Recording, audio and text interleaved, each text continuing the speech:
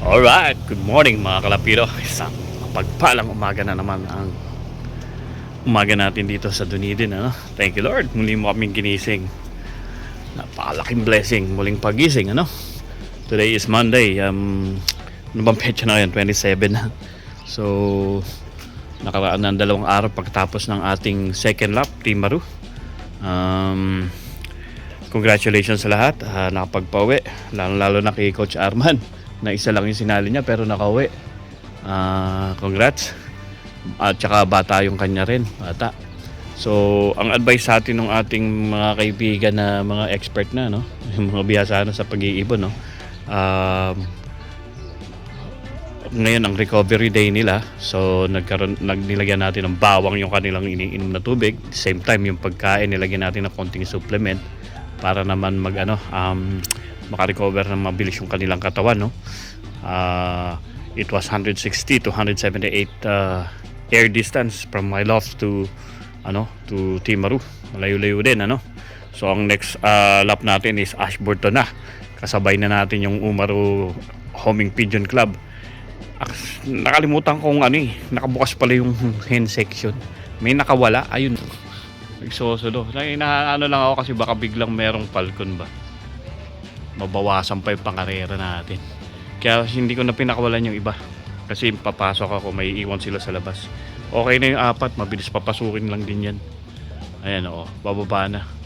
Saglit lang lumipad. Sa Wednesday na kayo lumipad. Sabi nung aking kaibigan na si Norbin De La Rosa ng Christchurch ng Matsulok, Wednesday na. So itong 2 araw pahinga muna kayo. Ayan mga naglalaro sabik. Parang hindi kayo napagod . So ayan, yung nakawala yung 4 nating mga Warriors.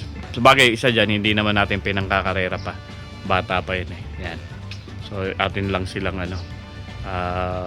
i-ready for the next lap.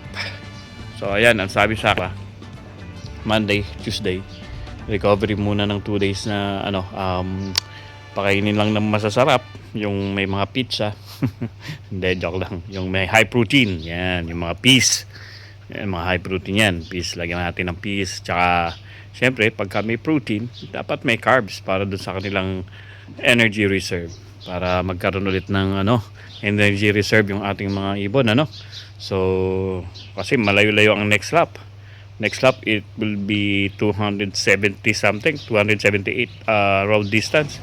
And then, ang air distance niyan, mga nasa, hindi ako nagkakamali, mga 260 air distance, no? Laki pa rin. So, ayan, dumapo na sa puno, ayun. Dumapo. Baba na kayo rito at baka may falcon pa. Hali na, so most probably nakakain na yung falcon, busog na. Kaya lang siyempre may inam na yung nag-iingat. So medyo alam na natin din yung sistema, no. So kung dati nagpapakawala ako ng sobrang aga, like nung pagkahatid ko kay Ninya, kasi nung summer bandang 7:30 maliwanag na.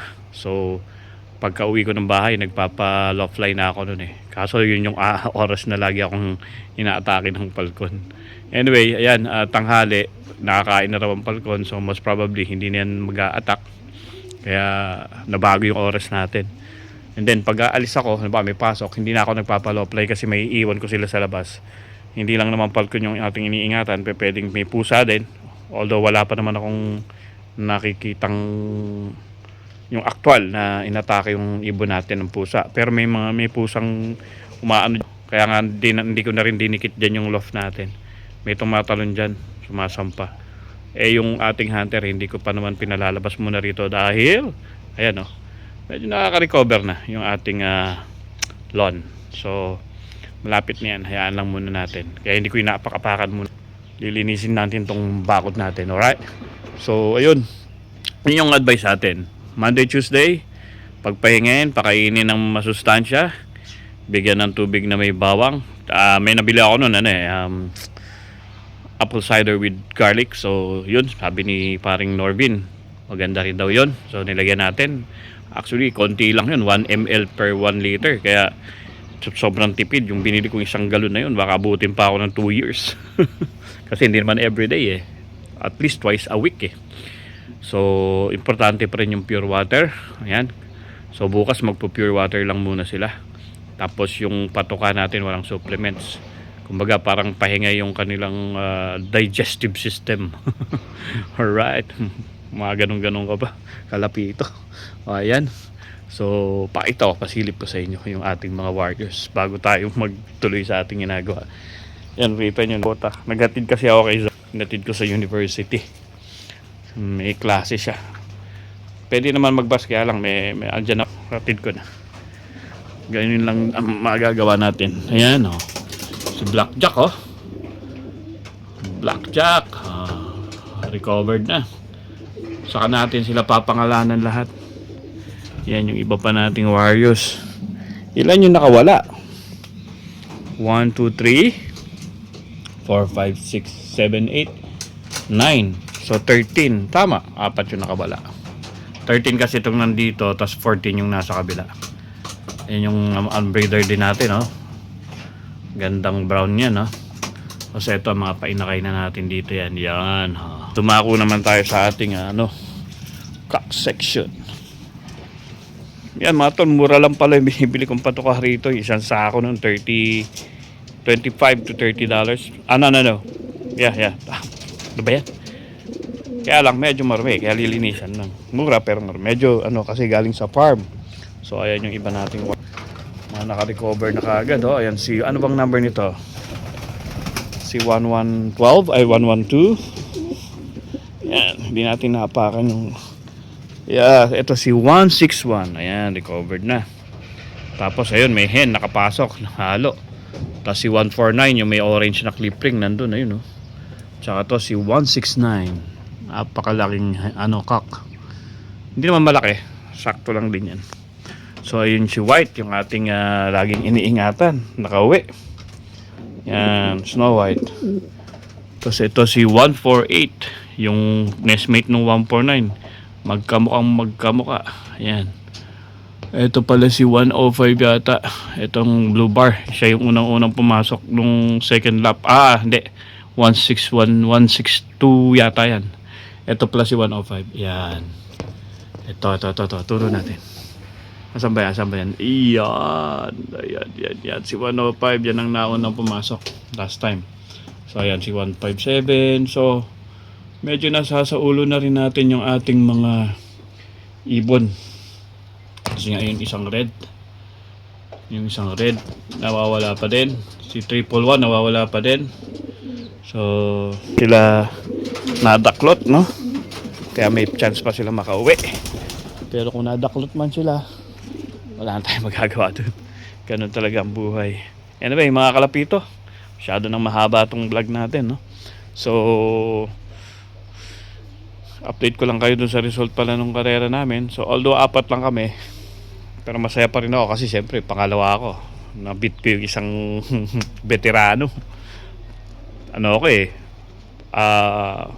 Beginner ako. Sobrang beginner kasi nga totally wala pa ako alam sa pag-iibon.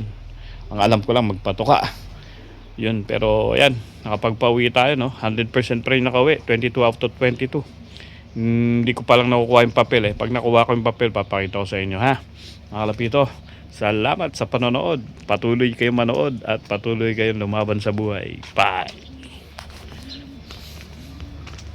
Yun mga tol, meron tayong namataan. Bigla, mag-asawa siguro to. Ayun, sa mga ibon natin. Ayun, buti hindi pinansin. Baka umiikot.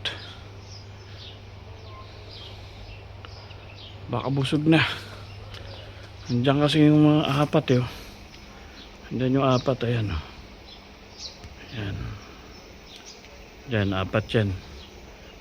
Yung hawk, mag-asawa siguro yun. Dito yung isa, hindi pinansin, buti na lang. Pero kung falcon yan, naku po. Anyway, kinabahan na kala ko papansinin eh. Diretso na tayo sa ginagawa natin, mga kalapita.